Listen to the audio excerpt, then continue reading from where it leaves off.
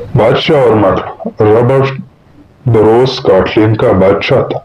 वह अपने मुल्क के लोगों को खुशहाल दिखना चाहता था। इसके लिए उसने कई जंगें लड़ी, लेकिन हर बार उसे नाकामी का मुंह देखना पड़ा।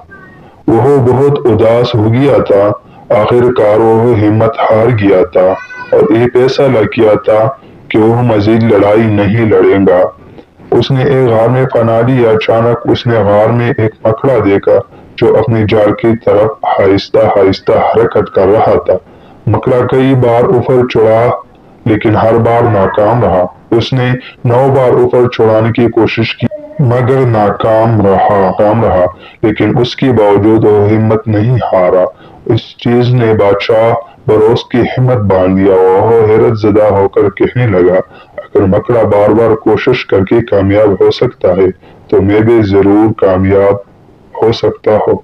उसका हौसला बढ़ गया और एक बार फिर अपने दुश्मनों के खिलाफ लड़ने का फैसला कर लिया। वह गार छोड़कर चला गया। एक बार फिर अंग्रेजी अफवाज के खिलाफ अपनी फौज की क़ियादत करने लगा। वह सख्त लड़ाई लड़ा और जंग में कामयाब हो गया। इस तरह वह अपने मुल्क को आज़ाद कराने में कामयाब हो गया। नतीजा बार बार कोशिश करना।